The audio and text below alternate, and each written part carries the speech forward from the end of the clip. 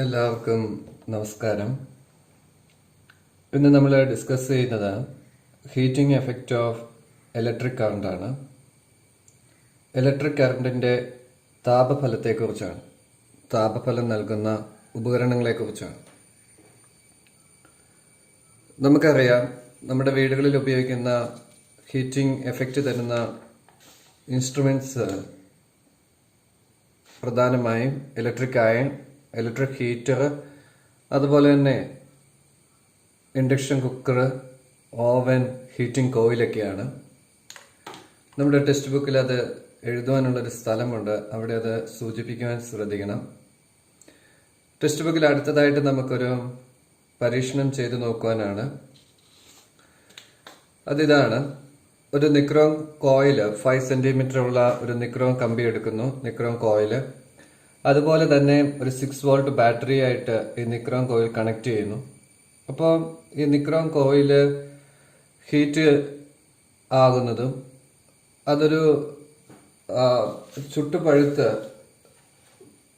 മാറുന്നതായിട്ട് നമുക്ക് കാണുവാനായിട്ട് സാധിക്കും. ഒരു റെഡ് ഹോട്ട് കളറിൽ ഇത് നമുക്ക് ഫീൽ ചെയ്യും. എന്തുകൊണ്ടായിരിക്കും ഈ നിക്രോം കോയിലിലൂടെ നിക്രോം കോയിൽ ഇപ്രകാരം റെഡ് ഹോട്ട് കണ്ടീഷനിലേക്ക് മാറുവാൻ കാരണമായത്? ബാറ്ററിയുമായിട്ട് നിക്രോം കോയിൽ കണക്ട് ചെയ്തപ്പോഴാണ് യഥാർത്ഥത്തിൽ അതൊരു റെഡ് ഹോട്ടായിട്ട് മാറുന്നത്. ബാറ്ററി കണക്ട് ചെയ്യുന്നില്ല എങ്കിൽ അത് അങ്ങനെ ആകുന്നില്ല. ഇവിടെ യഥാർത്ഥത്തിൽ സംഭവിച്ചത്, ഈ ഇലക്ട്രിക് എനർജി ഹീറ്റ് എനർജി ആയിട്ട് കൺവേർട്ട് ചെയ്തു എന്ന് നമുക്ക് മനസ്സിലാക്കുവാൻ സാധിക്കും. Law of conservation of energy അനുസരിച്ച് നമുക്കറിയാം, energy can neither be created nor be destroyed ആണ്. It can converted into one form to another. In this case the electrical energy converted to heat energy. ഈ electrical എനർജിയെ heat energy ആയിട്ട് convert ചെയ്യുന്നത് എല്ലാ കോയിൽസും, ഇപ്പൊ ഇവിടെ ഒരു copper കോയിലാണ് വെച്ചിരിക്കുന്നതെങ്കിൽ ഇപ്രകാരം അതൊരു ഹീറ്റ് എനർജി അവിടെ പ്രൊഡ്യൂസ് ചെയ്യും, എന്നാലും അത്രയും റെഡ് ഹോട്ട് കണ്ടീഷനിലേക്ക് വരുന്നുണ്ടാകില്ല. അപ്പൊ എന്തുകൊണ്ടാണ് ഈ നിക്രോം വയറിന്റെ, നിക്രോം കോയിലിന്റെ പ്രത്യേകതയാണ് യഥാർത്ഥത്തില് ഇവിടെ അത് ഹോട്ട് എനർജി, ഹോട്ടായിട്ട് ഹീറ്റ് എനർജി പ്രൊഡ്യൂസ് ചെയ്യാൻ കാരണമായത്. ആ പ്രത്യേകതകൾ എന്തൊക്കെയാണ്? ഇലക്ട്രിക്കൽ എനർജി എപ്രകാരമാണ് ഹീറ്റ് എനർജി ആയിട്ട് കൺവേർട്ട് ചെയ്യുന്നത്? അത് ഡിപ്പെൻഡ് ചെയ്യപ്പെടുന്ന ഫാക്ടേഴ്സ് എന്തൊക്കെയാണ് എന്നതാണ് നമ്മൾ കാണുന്നത്. അപ്പൊ ഈ ഇലക്ട്രിക്കൽ എനർജിയെ ഹീറ്റ് എനർജി ആയിട്ട് കൺവേർട്ട് ചെയ്യുന്ന ഈ പ്രോസസ്സ് മനസ്സിലാക്കുവാൻ കുറച്ച് ടേംസുകൾ നമ്മൾ പഠിക്കണം. ഒന്നാമതായിട്ട് നമ്മൾ പഠിക്കേണ്ടത് ഇലക്ട്രിക് കറണ്ട് എന്താണെന്നാണ്. It is the amount of charge that flows through a conductor in 1 second.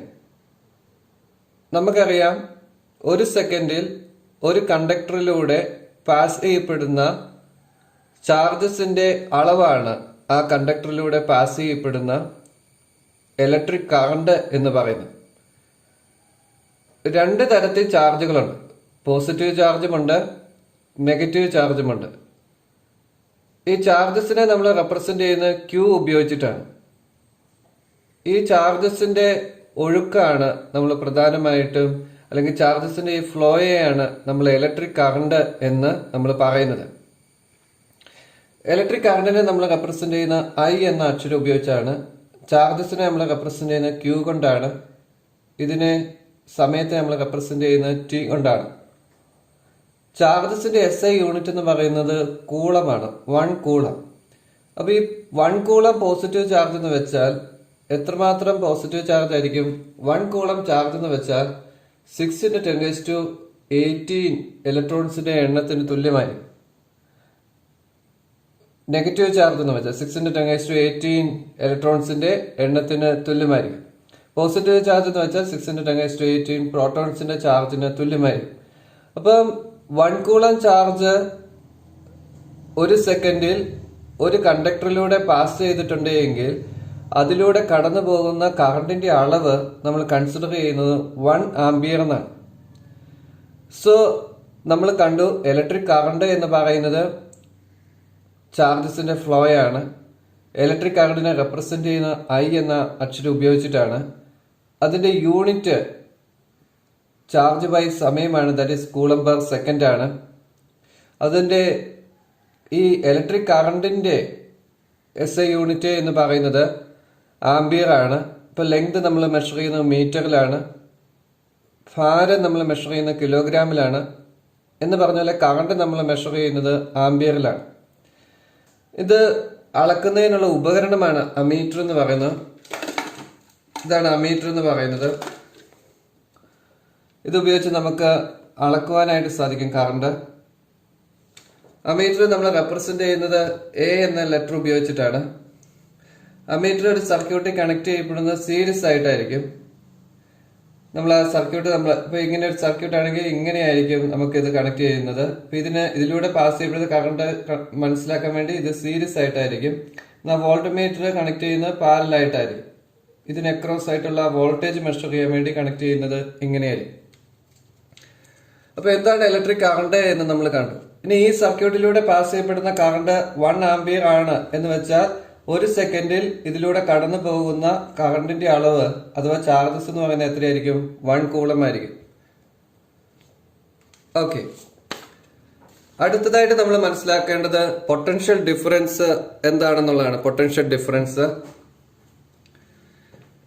നമുക്കറിയാം, ഒരു ഇലക്ട്രിക് കറണ്ട് പാസ് ചെയ്യണമെന്നുണ്ടെങ്കിൽ അഥവാ ചാർജസ് ഒഴുകണമെന്നുണ്ടെങ്കിൽ ഈ 2 പോയിന്റുകൾ തമ്മിൽ, ഒരു കണ്ടക്ടറിന്റെ 2 പോയിന്റുകൾ തമ്മിൽ ഒരു പൊട്ടൻഷ്യൽ ഡിഫറൻസ് ഉണ്ടായിരിക്കണം.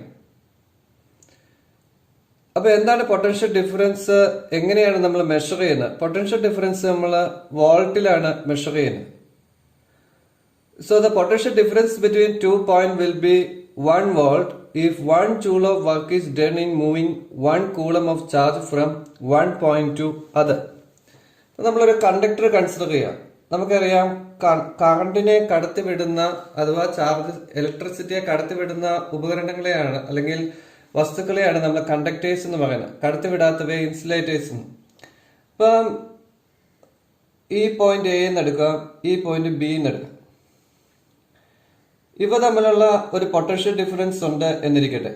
അപ്പൊ ഈ പോയിന്റ് എയില് ഒരു പോസിറ്റീവ് ചാർജ് ഉണ്ട്, ഒരു സോഴ്സ് ചാർജ് ഉണ്ട്, ഇവിടെ ഒരു ടെസ്റ്റ് ചാർജ് ഉണ്ട്, ഒരു സ്മോൾ പോസിറ്റീവ് ചാർജ്. അപ്പൊ ഈ പോയിന്റ് ബിയിൽ നിന്ന് പോയിന്റ് എയിലേക്ക് ഈ ചാർജിനെ കൊണ്ടുവരണം. ഇതിന്റെ ചാർജും പോസിറ്റീവ് ആണ്. അപ്പൊ ഈ ചാർജിനെ കൊണ്ടുവരുന്നതിന് വേണ്ടി നമ്മളൊരു വർക്ക് ചെയ്യേണ്ടതായിട്ട് വരുന്നു. വർക്ക് അഥവാ പ്രവൃത്തി ചെയ്യേണ്ടതായിട്ട് വരുന്നു. എന്തുകൊണ്ടാണ് പ്രവൃത്തി ചെയ്യേണ്ടതായിട്ട് വരുന്നത്? നമുക്കറിയാം, 2 പോസിറ്റീവ് ചാർജുകളെ അടുപ്പിച്ച് വെച്ചിട്ടുണ്ടെങ്കിൽ അവ എന്ത് ചെയ്യും? റിപ്പൽ ചെയ്യും അഥവാ വികർഷിക്കും. എന്തുകൊണ്ട് വികർഷിക്കപ്പെടും? ഇതിന് ചുറ്റും ഒരു ഇലക്ട്രിക് ഫീൽഡ് ഉണ്ട്. ഇതിന്റെ എഫക്റ്റ് ഉള്ള റീജിയൻ നമ്മൾ വിളിക്കുന്ന പേരാണ് ഇലക്ട്രിക് ഫീൽഡ്. ഒരു പോസിറ്റീവ് ചാർജിന്റെ റേഡിയൽ അപ്വേർഡ് ഡയറക്ഷൻ ആയിരിക്കും. അപ്പൊ ഇതിന് ഒരു ഇലക്ട്രിക് ഫീൽഡ് ഉണ്ട്. അതിന്റെ എഫക്റ്റ് ഉള്ള ഒരു റീജിയൻ ആണ് നമ്മൾ ഇലക്ട്രിക് ഫീൽഡ് എന്ന് പറയുന്നത്. അപ്പൊ ഈ പോസിറ്റീവ് ചാർജ് ഈ സോഴ്സ് ചാർജിന്റെ അടുത്തേക്ക് കൊണ്ടുവരുമ്പോൾ ഇവൻ റിപ്പൽ ചെയ്യും. അപ്പൊ അതിനുവേണ്ടി ഇതിനെ അടുത്തേക്ക് കൊണ്ടുവരുവാൻ വേണ്ടി നമ്മൾ എന്ത് ചെയ്യണം? ഒരു വർക്ക് ചെയ്യണം. നമ്മൾ ചെയ്യുന്ന വർക്ക് അത് നമ്മൾ മെഷർ ചെയ്യുന്നത് ജൂളിലാണ്. നമ്മൾ ഈ പോയിന്റ് ബി എന്ന് പറയുന്ന പോയിന്റിൽ നിന്ന് എ എന്ന് പറയുന്ന പോയിന്റിലേക്ക് ഈ ചാർജിനെ കൊണ്ടുവരുവാൻ വേണ്ടി 1 ജൂൾ വർക്ക് ചെയ്തതായിട്ട് അല്ലെങ്കിൽ പ്രവൃത്തി ചെയ്യേണ്ടതായിട്ട് വന്നിട്ടുണ്ടെങ്കിൽ നമുക്ക് പറയാൻ സാധിക്കും ഈ 2 പോയിന്റുകൾ തമ്മിലുള്ള പൊട്ടൻഷ്യൽ ഡിഫറൻസ് 1 വോൾട്ട് ആണ്. അതായത് ബിയിൽ നിന്ന് എയിലേക്ക് 1 കൂളം ചാർജിനെ കൊണ്ടുവരുന്നതിന് വേണ്ടി വന്നിരിക്കുന്ന വർക്ക് 1 ജൂൾ ആണ് എങ്കിൽ നമുക്ക് പറയാൻ സാധിക്കും ഈ 2 പോയിന്റുകൾ തമ്മിലുള്ള പൊട്ടൻഷ്യൽ ഡിഫറൻസ് എന്ന് പറയുന്നത് എത്രയായിരിക്കും?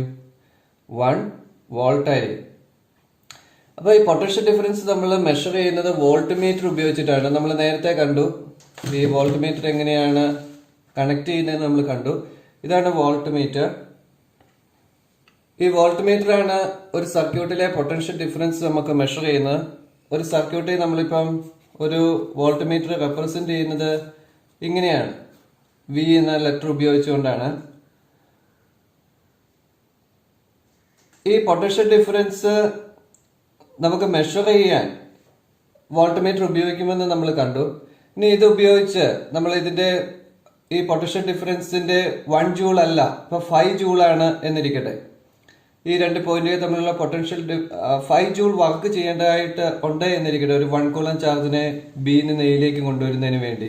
അപ്പൊ ഈ രണ്ട് പോയിന്റുകൾ തമ്മിലുള്ള പൊട്ടൻഷ്യൽ ഡിഫറൻസ് എന്ന് പറയുന്നത് 5 വോൾട്ട് ആണ് എന്ന് മനസ്സിലാക്കണം. ബാറ്ററി യഥാർത്ഥത്തിൽ ഒരു സെല്ല് യഥാർത്ഥത്തിൽ ആ സർക്യൂട്ടിന്റെ ഉള്ളിൽ ഒരു പൊട്ടൻഷ്യൽ ഡിഫറൻസ് ഡെവലപ്പ് ചെയ്യുന്നു എന്ന് നമ്മൾ മനസ്സിലാക്കണം. അടുത്തതായിട്ട് നമ്മൾ മനസ്സിലാക്കേണ്ടത് റെസിസ്റ്റേഴ്സ് എന്താണെന്നുള്ളതാണ്. നമ്മൾ നേരത്തെ കണ്ടു കഴിഞ്ഞു, വൈദ്യുതിയെ കടത്തിവിടുന്ന വസ്തുക്കളുണ്ട്, അവയെ നമ്മൾ ചാലകങ്ങൾ അഥവാ കണ്ടക്ടേഴ്സ് എന്ന് പറയും. വൈദ്യുതിയെ കടത്തിവിടാത്ത വസ്തുക്കളുണ്ട്, അവയെയാണ് നമ്മൾ ഇൻസുലേറ്റേഴ്സ് എന്ന് പറയുന്നത്. അപ്പോൾ ഒരു വസ്തുവിലൂടെ വൈദ്യുതിയെ കടത്തിവിടുവാൻ അല്ലെങ്കിൽ ഇലക്ട്രിക് ചാർജസിനെ കടത്തിവിടുന്നത് പ്രതിരോധിക്കുന്ന വസ്തുക്കളെയാണ് അല്ലെങ്കിൽ റെസിസ്റ്റ് ചെയ്യുന്ന വസ്തുക്കളെയാണ് നമ്മൾ റെസിസ്റ്റേഴ്സ് എന്ന് പറയുന്നത്. So the resistance is the opposition to the flow of current in an electric circuit. ഈ ചാർജസിന്റെ ഒഴുക്കിനെ അഥവാ കറണ്ടിനെ തടസ്സപ്പെടുത്തുന്നതിനെയാണ് നമ്മൾ റെസിസ്റ്റൻസ് എന്ന് പറയുന്നത്. ആ തടസ്സപ്പെടുത്തുന്നവയെയാണ് നമ്മൾ റെസിസ്റ്റേഴ്സ് എന്ന് പറയുന്നത്. അപ്പോൾ ഓരോ വസ്തുവിന്റെയും റെസിസ്റ്റൻസ് പവർ അല്ലെങ്കിൽ റെസിസ്റ്റൻസ് ക്യാരക്ടർ ഡിഫറെന്റ് ആയിരിക്കും. യൂണിറ്റ് ഓഫ് റെസിസ്റ്റൻസ് നമുക്കറിയാം ഓം ആണ്. അതിനെ നമ്മളൊരു സർക്യൂട്ടിൽ ഒരു റെസിസ്റ്ററിനെ റെപ്രസെന്റ് ചെയ്യുന്നത് ഇപ്രകാരമായിരിക്കും. ഇനി എന്തൊക്കെ ഫാക്ടേഴ്സ് ആണ് റെസിസ്റ്ററിനെ ഡിപ്പെൻഡ് ചെയ്യപ്പെടുന്നത്? ഈ ഒരു മെറ്റീരിയലിന്റെ നേച്ചർ റെസിസ്റ്റൻസിനെ ഡിപ്പെൻഡ് ചെയ്യും. കോപ്പറിനും ടെങ്സ്റ്റനും ഒരുപോലെയല്ല ഇലക്ട്രിക് കറണ്ടിനെ റെസിസ്റ്റ് ചെയ്യാനുള്ള കഴിവ്.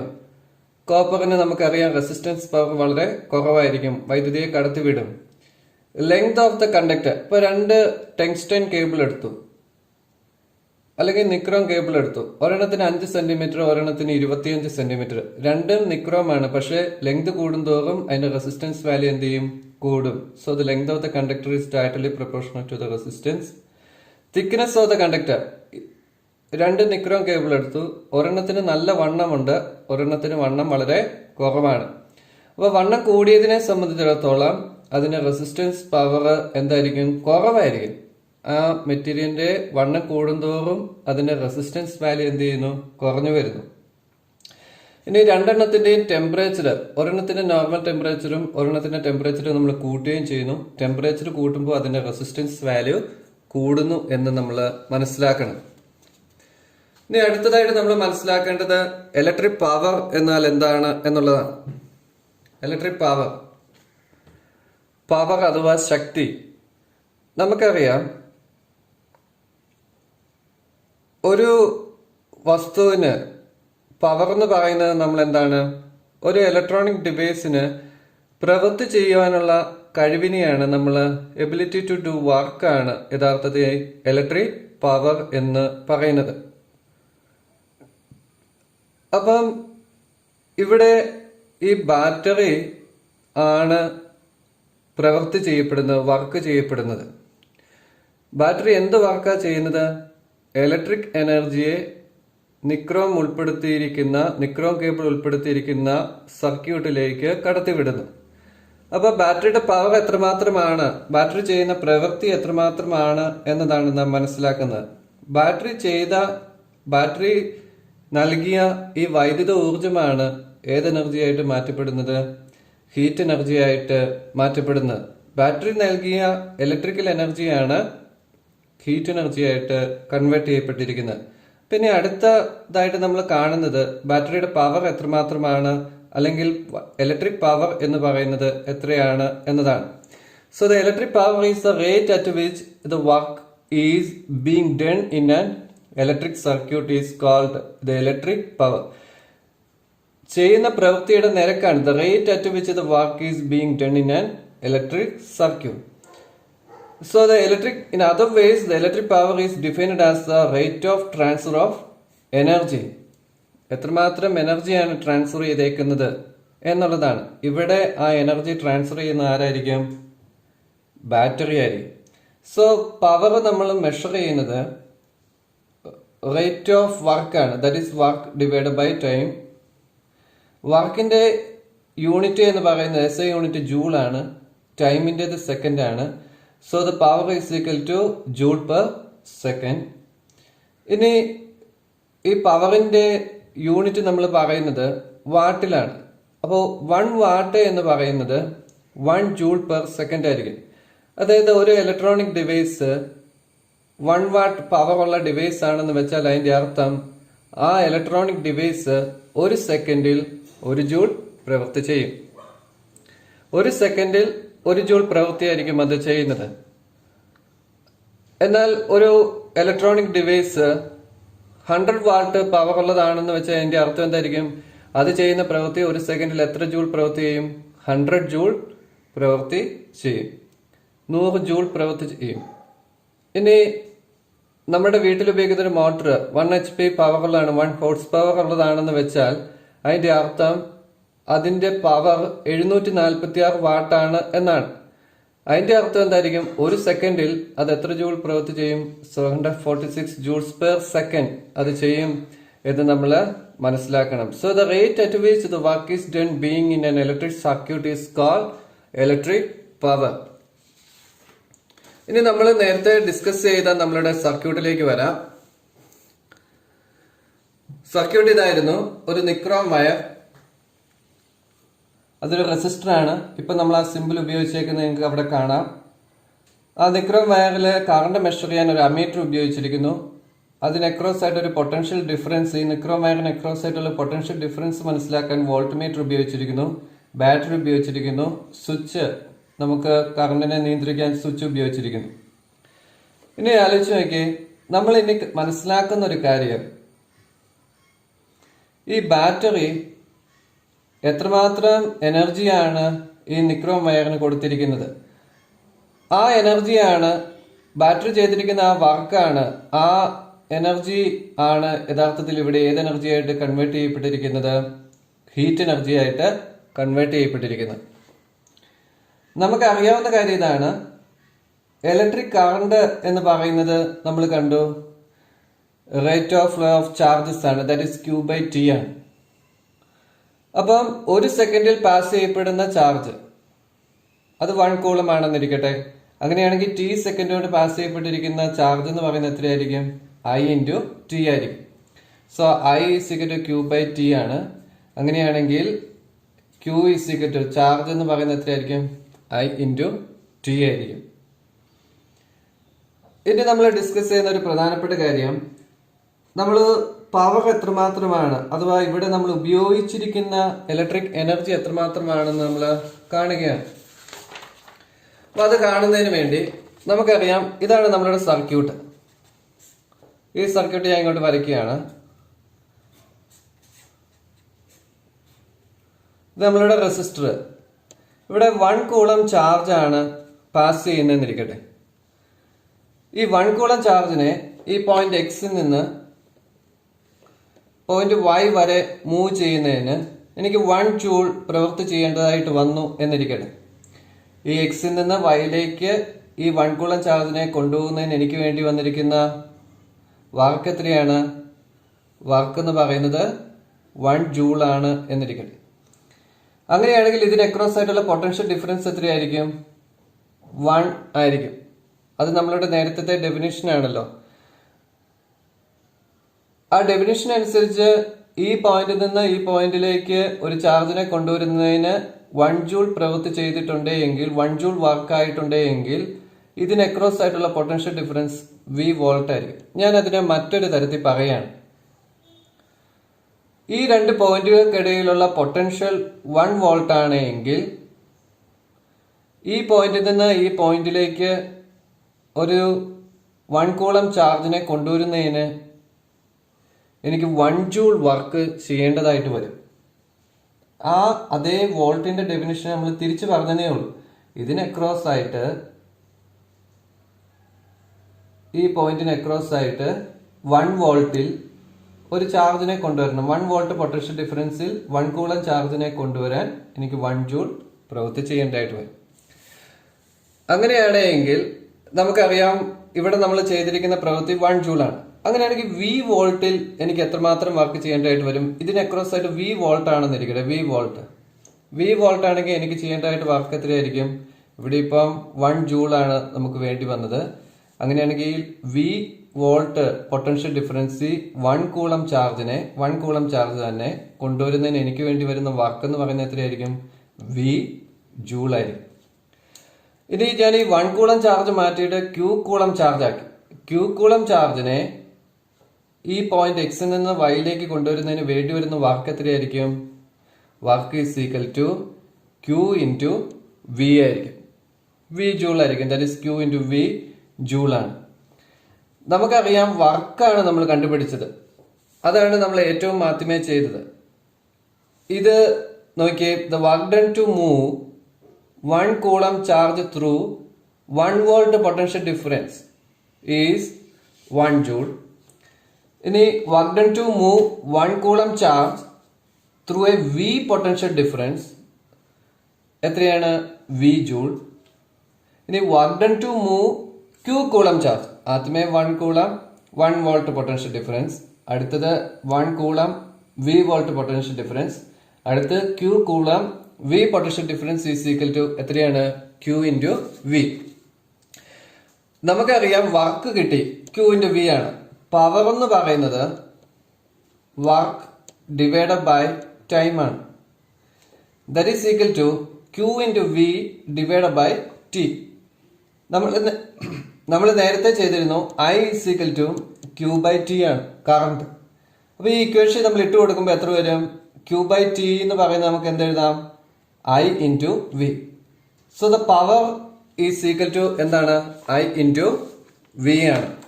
So the power given to the circuit in t second is equal to work divided by t is equal to q into v by t is equal to I into v ആണ്.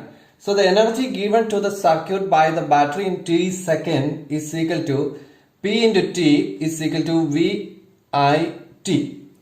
ഇവിടം വരെ നമുക്കറിയാം I into v അല്ലെങ്കിൽ v into I ആണ്. ഇത് 1 second ചെയ്യുന്ന വർക്കാണ് battery. So the അഥവാ പവർ ആണ്. Power transferring to the circuit ആണ്, or energy transferring to the circuit ആണ്. ഒരു ബാറ്ററി ആ സർക്യൂട്ടിലേക്ക് നൽകുന്ന പവർ അഥവാ എനർജി ട്രാൻസ്ഫറിങ് എന്ന് പറയുന്നതാണ് നമ്മൾ കണ്ടത് ഐ ഇൻറ്റു വി ആണ്. അത് 1 സെക്കൻഡില്. അങ്ങനെയാണെങ്കിൽ ആ ബാറ്ററി ആ സർക്യൂട്ടിലേക്ക് നൽകുന്ന എനർജി ട്രാൻസ്ഫറിങ് അഥവാ പവർ എന്ന് പറയുന്നത് ടി സെക്കൻഡിൽ എത്രയായിരിക്കും? P into T is equal to V I T ആയിരിക്കും. വി ഐ ടി ആയിരിക്കും. So the power, the energy given to the circuit or power by the battery in t second is equal to V I T ആയിരിക്കും. അപ്പം ഇവിടുത്തെ ഈ battery ഈ സർക്യൂട്ടിലേക്ക് നൽകുന്ന energy എന്ന് പറയുന്നത് വി ഐ ടി ആയിരിക്കും. ഇവിടെ നൽകിയിരിക്കുന്ന എനർജി ഏത് എനർജിയാണ്? ഇലക്ട്രിക്കൽ എനർജിയാണ്. ഈ ഇലക്ട്രിക്കൽ എനർജിയാണ് ഏത് എനർജി ആയിട്ട് ട്രാൻസ്ഫർ ചെയ്തേക്കുന്നത്? ഹീറ്റ് എനർജി ആയിട്ട് ട്രാൻസ്ഫർ ചെയ്തേക്കുന്നത്. ഇവിടെ നൽകിയിരിക്കുന്ന ഇലക്ട്രിക്കൽ എനർജി നമ്മൾ കണ്ടുപിടിച്ചു. അതെത്രയാണ്? വി ഐ ടി ആണ്. വി ഐ ടി, ടി ടൈമിൽ നൽകിയിരിക്കുന്ന എനർജി. അപ്പം ഇത്രയും എനർജിയാണ് ഏത് എനർജി ആയിട്ട് ട്രാൻസ്ഫർ ചെയ്യുന്നത്? ഹീറ്റ് എനർജി ആണ്. That is heat energy is equal to എത്ര വരും? V I T. നമ്മൾ ഈ ഇലക്ട്രോണിക് സർക്യൂട്ട് നമ്മൾ കണ്ടതാണ്. So the energy supplied by the battery to the circuit. Energy supplied by the battery, battery നൽകുന്ന energy എങ്ങോട്ടാണ്? To the circuit in T second is equal to V I T. ആ battery നൽകുന്ന എനർജിയാണ് ഏത് energy ആയിട്ട് convert ചെയ്യപ്പെടുന്നത്? Heat energy ആയിട്ട് convert ചെയ്യുന്നത്. So the electric energy expended by the battery to the circuit containing the nichrome wire is converted into heat. ഇവിടെ ഒരു ചോദ്യമുണ്ട്. ചോദ്യം ഇതാണ്: എന്തുകൊണ്ടായിരിക്കാം ആ സർക്യൂട്ട് ഈ നിക്രോം വയർ ഹീറ്റ് എനർജി ആയിട്ട് ഇതിനെ കൺവേർട്ട് ചെയ്ത്? നമ്മൾ കണ്ടു ബാറ്ററി എനർജി കൊടുത്തു. ബാറ്ററി നൽകിയ എനർജി എന്ന് പറയുന്നത് ടി സെക്കൻഡ് നൽകിയ എനർജി എന്ന് പറയുന്നത് VIT ആണ്. അപ്പൊ അത് ഹീറ്റ് എനർജി ആയിട്ട് കൺവേർട്ട് ചെയ്തത് ഈ നിക്രോം വയറാണ്. അപ്പൊ നിക്രോം വയറിന്റെ എന്ത് പ്രത്യേകതയാണ് ഇതിനെ ഹീറ്റ് എനർജി ആയിട്ട് മാറ്റിയത്? നിക്രോം എന്ന് പറയുന്നത് നിക്കലിന്റെയും ക്രോമിയത്തിന്റെയും മിക്സറാണ്, അഥവാ നിക്കൽ ക്രോമിയം എന്ന് പറയുന്ന രണ്ട് ലോഹങ്ങളുടെ സങ്കരമാണ്. അപ്പം ഈ ഹീറ്റ് എനർജി, ഇവിടെ ഡെവലപ്പ് ചെയ്യപ്പെട്ടിരിക്കുന്ന heat energy that is VIT എന്ന് പറയുന്നത് ഈ ഈ ക്രോമിയത്തിന്റെ പ്രോപ്പർട്ടിയുമായിട്ട് നമുക്ക് വ്യത്യാസമുണ്ട്. അപ്പൊ ക്രോമിയത്തിന്റെ പ്രോപ്പർട്ടി എന്ന് പറയുന്നത് എന്താണ്? ഇലക്ട്രിക് കറണ്ടിനെ കടത്തി വിടുവാനുള്ള അതിന്റെ ബിഹേവിയർ ആണ്. അപ്പൊ ഇലക്ട്രിക് കറണ്ടിനെ കടത്തി വിടുവാൻ ഓരോ മെറ്റീരിയലിനുമുള്ള ബിഹേവിയർ നമ്മൾ പറയുന്നത് റെസിസ്റ്റേഴ്സിന്റെ ടേമിലാണ്. റെസിസ്റ്റൻസ് പ്രോപ്പർട്ടി ഡിഫറെന്റ് ആണ് ഓരോന്നിനും. അപ്പൊ ഈ ഇക്വേഷൻ നമ്മൾ റെസിസ്റ്ററിന്റെ ടേമിൽ എഴുതുക എന്നുള്ളതാണ് അടുത്ത നമ്മളുടെ A. അപ്പൊ നമുക്കറിയാം ഓംസ് ലോ നമ്മൾ പഠിച്ചിട്ടുണ്ട്. ഓംസ് ലോ അനുസരിച്ച് എന്താണ്? ഓംസ് ലോ പറയുന്ന ഇതാണ്: ഇത് electric current is proportional to the voltage and inversely proportional to the resistance. ഒരു സർക്യൂട്ടിലൂടെ പാസ് ചെയ്യപ്പെടുന്ന അല്ലെങ്കിൽ ഒരു സർക്യൂട്ടിൽ രൂപപ്പെടുന്ന ഈ സർക്യൂട്ടിലൂടെ പാസ് ചെയ്യപ്പെടുന്ന ഇലക്ട്രിക് കറണ്ട് എന്ന് പറയുന്നത് ഈ സർക്യൂട്ടിൽ അപ്ലൈ ചെയ്യപ്പെടുന്ന പൊട്ടൻഷ്യൽ ഡിഫറൻസിന് നേർ അനുപാതത്തിലായിരിക്കും. So the electric current is proportional to, directly proportional to the voltage and inversely proportional to the resistance ആണ്. അപ്പൊ ഈ നിക്രോം കേബിളിലൂടെ പാസ് ചെയ്യപ്പെടുന്ന കറണ്ട് എന്ന് പറയുന്നത് അതിന് അക്രോസ് ആയിട്ട് നൽകിയിരിക്കുന്ന പൊട്ടൻഷ്യൽ ഡിഫറൻസിന് ഡയറക്ട്ലി പ്രൊപ്പോർഷണൽ ആണ്. സിമ്പിളി നമുക്ക് മനസ്സിലാകാവുന്നതേ ഉള്ളൂ. 6 volt battery 6 volt potential difference develop ചെയ്യപ്പെടുന്നുണ്ട്. അപ്പോൾ ഒരു ഇലക്ട്രിക് കറണ്ട് സർക്യൂട്ടിലൂടെ പാസ് ചെയ്യും. പൊട്ടൻഷ്യൽ ഡിഫറൻസ് നമ്മൾ കൂട്ടി 9 വോൾട്ട് ബാറ്ററി വെച്ചു. അപ്പൊ എന്ത് സംഭവിക്കും? കൂടുതൽ പൊട്ടൻഷ്യൽ ഡിഫറൻസ് ആയി. അപ്പൊ എന്താണ്? കൂടുതൽ കറണ്ട് അതിലൂടെ പാസ് ചെയ്തു. അതാണ് ഇവിടെ എഴുതിയിരിക്കുന്നത്. കറണ്ട് എന്ന് പറയുന്നത് പൊട്ടൻഷ്യൽ ഡിഫറൻസിന് നേർ അനുപാതത്തിലായിരിക്കും. V is directly proportional to I ആണ്. എന്താ നോക്കിയേ, ആ പ്രൊപ്പോർഷണാലിറ്റി കോൺസ്റ്റന്റ് കളയാനാണ് നമ്മൾ റെസിസ്റ്റൻസ്. അവിടെ ഒരു കണ്ടീഷൻ ഉണ്ട്, റെസിസ്റ്റൻസിനനുസരിച്ച് അത് മാറ്റം വരും. അഥവാ കറണ്ട് I is നമുക്ക് എന്ത് എഴുതാൻ സാധിക്കും? V/R. കറണ്ട് എന്ന് പറയുന്ന പൊട്ടൻഷ്യലിന് നേർ അനുപാതത്തിലായിരിക്കും. റെസിസ്റ്റൻസിന് എന്തായിരിക്കും? ഇൻവേഴ്സ്ലി പ്രൊപ്പോർഷണൽ ആയിരിക്കും. റെസിസ്റ്റൻസ് കൂടുന്തോറും ആ സർക്യൂട്ടിലൂടെ പാസ് ചെയ്യപ്പെടുന്ന കറണ്ടിന്റെ അളവ് കുറയും. അപ്പോൾ ഓംസ് ലോ അനുസരിച്ച് നമുക്കറിയാം V = IR ആണ്. അപ്പം നമ്മൾ കണ്ട ഇക്വേഷൻ നമുക്ക് എങ്ങനെ എഴുതാൻ സാധിക്കും? നമ്മൾ എഴുതി ഒരു ബാറ്ററി ഇലക്ട്രിക് സർക്യൂട്ടിലേക്ക് നൽകുന്ന എനർജി എന്ന് പറയുന്നത്, ഹീറ്റ് എനർജി എന്ന് പറയുന്നത്, ഇലക്ട്രിക്കൽ എനർജി ഹീറ്റ് എനർജി ആവും. അത് എന്ന് പറയുന്നത് V/I/T ആണ്. നമുക്കറിയാം ഓംസ് ലോ അനുസരിച്ച് ആ സർക്യൂട്ടിലൂടെ പാസ് ചെയ്യപ്പെടുന്ന കറണ്ട് എന്ന് പറയുന്നത് അതിന്റെ പൊട്ടൻഷ്യൽ ഡിഫറൻസിന്റെ നേർ അനുപാതത്തിലാണ്, ഡയറക്ട്ലി പ്രൊപ്പോർഷണൽ ആണ്. ദാറ്റ് ഇസ് V = എന്താണ്? I/R ആണ്. അപ്പൊ ഈ V എന്ന് പറയുന്നത് പൊട്ടൻഷ്യൽ ഡിഫറൻസ് കറണ്ടിന്റെ റെസിസ്റ്റൻസിന്റെ ടൈമിൽ എഴുതുമ്പോൾ നമുക്ക് ഈ വിയുടെ സ്ഥാനത്ത് എന്ത് എഴുതാൻ സാധിക്കും? ദാറ്റ് ഈസ് H = I/R/I/T ആണ്. ഐയും ഐയും കൂടി മൾട്ടിപ്ലൈ ചെയ്യുമ്പോൾ എത്ര വരും? I²R/T. ഇപ്പൊ ഇവിടെ നമ്മൾ കൊടുത്തിരിക്കുന്ന ഈ ഇലക്ട്രിക്കൽ എനർജി ഹീറ്റ് എനർജി ആയിട്ട് കൺവേർട്ട് ചെയ്യപ്പെടുന്ന ഹീറ്റ് എനർജി എന്തിനെയൊക്കെ ഡിപ്പെൻഡ് ചെയ്യപ്പെട്ടിരിക്കുന്നു? ഇലക്ട്രിക് കറണ്ടിന്റെ സ്ക്വയറിനനുസരിച്ച് അത് വേരി ചെയ്യപ്പെടും. അതുപോലെ തന്നെ മെറ്റീരിയലിന്റെ ഇവിടെ ഡെവലപ്പ് ചെയ്യപ്പെട്ടിരിക്കുന്ന ഹീറ്റ് എനർജി ആ മെറ്റീരിയലിന്റെ റെസിസ്റ്റൻസിനും അനുസരിച്ച് ഡയറക്ട്ലി പ്രൊപ്പോർഷണൽ ആയിരിക്കും. റെസിസ്റ്റൻസ് കൂടുതലാണെങ്കിൽ പ്രൊഡ്യൂസ് ചെയ്യപ്പെടുന്ന ഹീറ്റ് എനർജി എന്താണ്? കൂടുതലാണ്. അതുകൊണ്ടാണ് കോപ്പർ കേബിള് ഇവിടെ വെക്കുമ്പോൾ റെസിസ്റ്റൻസ് കുറവാണ്. അതുകൊണ്ട് ഹീറ്റ് എനർജി എന്തായിരിക്കും? പ്രൊഡ്യൂസ് ചെയ്യപ്പെടുന്ന ഹീറ്റ് എനർജി കുറവായിരിക്കും. ടൈം കൂടുന്തോറും ഡെവലപ്പ് ചെയ്യപ്പെടുന്ന ഹീറ്റ് എനർജി എന്തായിരിക്കും? കൂടുതൽ ആയിരിക്കും. നമ്മൾ ഓംസ് ലോ കണ്ടു കഴിഞ്ഞു. The law states that the electric current is proportional to the voltage and inversely proportional to the resistance. ഇത് ഓംസ് ലോ ഓർത്തിരിക്കാനുള്ള ഒരു സിമ്പിൾ പിക്ചർ റെപ്രസെന്റേഷൻ ആണ്. ഈ ഓംസ് ലോ അനുസരിച്ച് നമ്മൾ കണ്ടു V = IR ആണ്. ഇത് നമ്മളുടെ ഇക്വേഷൻ സബ്സ്റ്റിറ്റ്യൂട്ട് ചെയ്യുമ്പോൾ എച്ച് ഈസ് ഇക്വൽ ടു എന്താണ് I into R into I into T ആണ്. That is equal to I square R T ആണ്. So the process by which the heat is developed in a circuit on passing current through is known as the Joule heating or ohmic heating. ഇപ്രകാരം ഒരു സർക്യൂട്ടിലൂടെ electric current pass ചെയ്ത് കഴിയുമ്പോൾ അവിടെ heat energy രൂപപ്പെടുന്ന ആ പ്രവർത്തനത്തിനാണ് നമ്മൾ joule heating or ohmic heating എന്ന് പറയുന്നത്. അപ്പം ആ സർക്യൂട്ടിൽ ഹീറ്റ് എനർജി രൂപപ്പെടുന്നു. അത് എന്തിനെയൊക്കെ ഡിപ്പെൻഡ് ചെയ്തിരിക്കുന്നു? ആ സർക്യൂട്ടിലൂടെ പാസ് ചെയ്യപ്പെടുന്ന കറണ്ടിന്റെ സ്ക്വയറിനനുസരിച്ച്, സ്ക്വയറിന് അഥവാ എത്രമാത്രം കറണ്ടാണ് വരുന്നത്. ഇപ്പൊ 2 ആംപിയർ കറണ്ട് വന്നു, അപ്പോൾ ഒരു ഹീറ്റ് എനർജി പ്രൊഡ്യൂസ് ചെയ്തു. 4 ആംപിയർ ആകുമ്പോഴേക്കും അതേ സർക്യൂട്ടിൽ പ്രൊഡ്യൂസ് ചെയ്യപ്പെടുന്ന കറണ്ട് എത്രയായിരിക്കും? 4 ഐ സ്ക്വയർ ആയിട്ട് മാറുമെന്ന് നമ്മൾ മനസ്സിലാക്കണം. 16 ഇരട്ടി ഹീറ്റ് എനർജി അവിടെ രൂപപ്പെടും. So the process by which the heat is developed in a circuit, ഇതിലൂടെ പാസ് ചെയ്യപ്പെടുന്ന കറണ്ടിന്റെ സ്ക്വയറിനനുസരിച്ച് വേരി ചെയ്യും. ആ സർക്യൂട്ടിൽ നമ്മൾ വെച്ചിരിക്കുന്ന വസ്തുവിന്റെ റെസിസ്റ്റൻസിനനുസരിച്ച് വേരി ചെയ്യപ്പെടും, ഡയറക്ട്ലി വേരി ചെയ്യപ്പെടും, ടൈം കൂടുന്നതനുസരിച്ച് വേരി ചെയ്യപ്പെടും എന്ന് നമ്മൾ മനസ്സിലാക്കണം.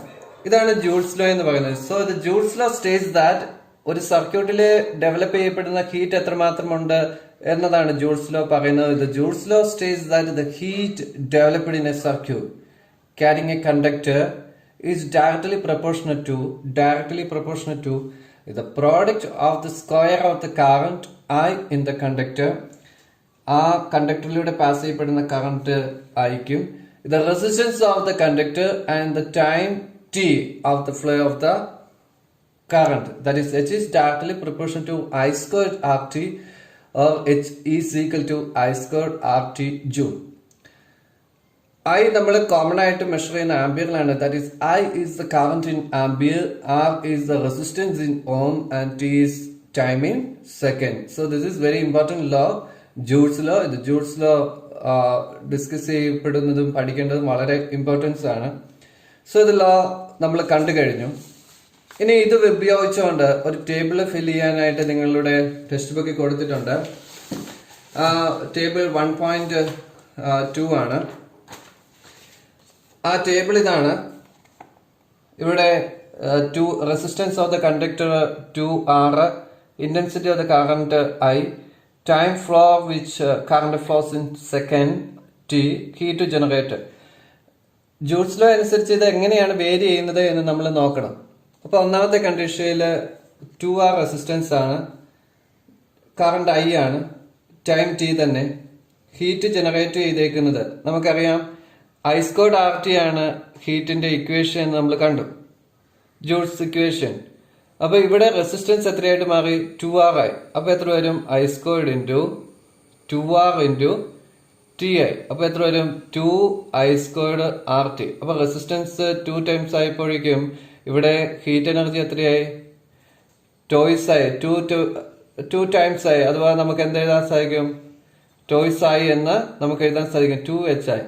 ഇനി അടുത്ത കേസിൽ കറണ്ടാണ് 2I ആയ, കറണ്ട് 2I ആയി, ബാക്കി ഇവിടെ R തന്നെ, ഇവിടെ T തന്നെ. അപ്പൊ ഈ ഇക്വേഷൻ എന്ത് വരും? I സ്ക്വയർഡ് RT ആണ്. അപ്പൊ എത്രയാണ്? I സ്ക്വയർഡ് RT വരുമ്പോഴേക്കും ഇവിടെ കറണ്ടിന്റെ സ്ഥാനത്ത് എത്ര വരും? 2I ഓൾ സ്ക്വയർ RT വന്നു. അപ്പൊ എത്രയാണ്? അപ്പൊ വന്ന ഇതാണ് 4I സ്ക്വയർഡ് RT വന്നു. അപ്പൊ എത്രയാണ്? 4 ടൈംസ് ആണ് ഇവിടെ കൂടുതൽ. അപ്പൊ ഇവിടെ നിങ്ങൾ ഈ ടേബിൾ നിങ്ങൾ ഫില്ല് ചെയ്യണം. അത് നിങ്ങൾക്കുള്ള അസൈൻമെന്റ് ആണ്. അത് ഫില്ല് ചെയ്യാൻ ശ്രദ്ധിക്കണം. അതിനുശേഷം അത് എനിക്ക് അയച്ചു തരികയും വേണം. നിങ്ങളുടെ നോട്ടില് ഇന്ന് പഠിപ്പിച്ചതുമായി ബന്ധപ്പെട്ടുള്ള നോട്ട് പ്രിപ്പയർ ചെയ്യണം. പ്രിപ്പയർ ചെയ്തിട്ട് അതിന്റെ ഈ ടേബിളും ഫില്ല് ചെയ്തിട്ട് അതിന്റെ ഒരു പിക്ചർ എടുത്ത് വാട്സപ്പിൽ അയച്ചു തരുവാൻ ശ്രദ്ധിക്കണം. അപ്പൊ ഇന്ന് നമ്മൾ പഠിച്ചത് ഒന്നാമത്തെ യൂണിറ്റിലെ ഫസ്റ്റ് മൊഡ്യൂളിലെ, അതായത് ഒന്നാമത്തെ യൂണിറ്റിനെ 3 മൊഡ്യൂളായി തിരിച്ചു. അതിലെ ഫസ്റ്റ് മൊഡ്യൂളിലെ ഒന്നാമത്തെ ടോപ്പിക്ക് നമ്മൾ കഴിഞ്ഞ വീഡിയോയിൽ എടുത്തിരുന്നു. 2, 3, അതായത് heating effect of electric current, Joule's law മുതലായവയാണ് നമ്മൾ ഇന്ന് പഠിച്ചത്. വളരെ പ്രധാനപ്പെട്ടവയാണ്. ഇതുമായി ബന്ധപ്പെട്ട 3-4 പ്രോബ്ലംസ് നമ്മൾ അടുത്ത വീഡിയോയിൽ ചെയ്യുന്നുണ്ട്. ടെക്സ്റ്റ് ബുക്കിൽ കൊടുത്തിരിക്കുന്ന പ്രോബ്ലംസ് നിങ്ങളൊന്ന് വായിച്ചു നോക്കുവാനായിട്ട് ശ്രദ്ധിക്കണം, എഴുതി നോക്കുവാനായിട്ട് ശ്രദ്ധിക്കണം. അപ്പോൾ ജൂൾസ് ലോ നമ്മളുടെ പരീക്ഷകൾക്ക് എപ്പോഴും ചോദിക്കുന്നവയാണ്, നന്നായിട്ട് പഠിക്കുവാനായിട്ട് ശ്രദ്ധിക്കുക. Okay, thank you.